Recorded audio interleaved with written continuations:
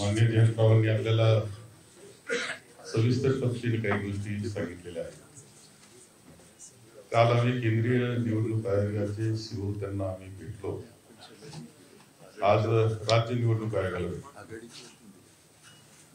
विधानसभेच्या वेळेत ज्या मतदार याद्या होत्या त्याच्यामध्ये प्रचंड दोष होते. आम्ही त्याच कालखंडामध्ये योग्य वेळी योग्य ठिकाणी हे सांगितलं होतं की याच्यामध्ये दोष आहेत, त्याचं काहीही उत्तर आम्हाला आलेलं नाही. निवडणूक झाली त्या दोषासहित असे काही दोष की जे माननीय जयंतरावांनी सांगितलं की 20,000 मतदार हे बाहेरून आणून मी मतदान करून घेतलं, हे आता आमदार सांगतायत असे दोष आहेत.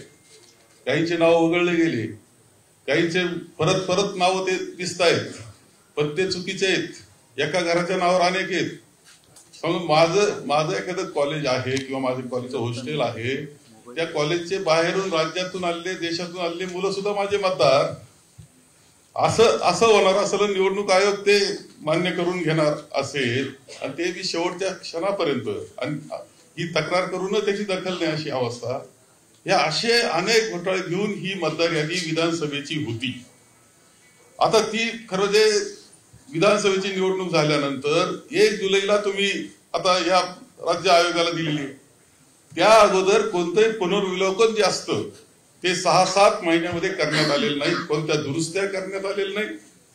पुन्हा नवीन नावं नोंदण्याकरताची मोहीम करण्यात आली नाही आणि त्यामुळे सगळ्या दोषासहित 1 जुलैला ती मतदार यादी ही राज्य आयोगाला दिलेली आहे. आणि म्हणून आमचं असं इच्छा होती की हे चुकीचं, हे दुरुस्त तुम्ही केलं पाहिजे होतं, केलेलं नाही. ती जबाबदारी केंद्रीय आयोगाची होती, निवडणूक आयोगाची, त्यांनी काहीच केलेलं नाही. आता राज्य निवडणूक आयोग म्हणतो आमची जबाबदारी नाही.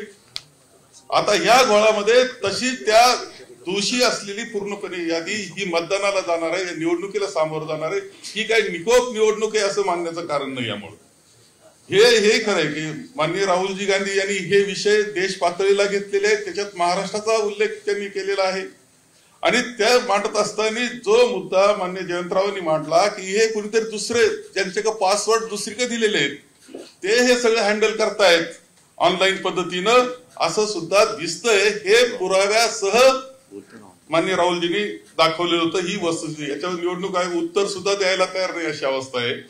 आणि म्हणून आम्ही या बाबतीत केंद्रीय निवडणूक आयोग आणि राज्याचा निवडणूक आयोग या दोघांनाही भेटलो, एकत्रित बैठक केली, परंतु आमचं काही समाधान त्यामध्ये झालेलं नाही. त्यांनी स्पष्टपणे काही उत्तर आम्हाला दिलेलं नाही. ही वस्तुस्थिती आहे आणि हे सगळं घेऊन आम्ही निवडणुकीला, स्थानिक स्वराज्य संस्थेच्या निवडणुकीला सामोरं जाणं हे अत्यंत चुकीचं आहे आणि हे माझ्या जनतेला सुद्धा मान्य नाही झालं पाहिजे. निकोप निवडणूक हा आपला पाया आहे लोकशाहीचा, तोच उद्ध्वस्त करण्यास निघालेला आहे. याच्यामध्ये पूर्णपणे राजकीय हस्तक्षेप असले पाहिजे असं आम्हाला वाटतंय आणि म्हणून आम्ही ही भेट आम्ही घेतलेली आहे.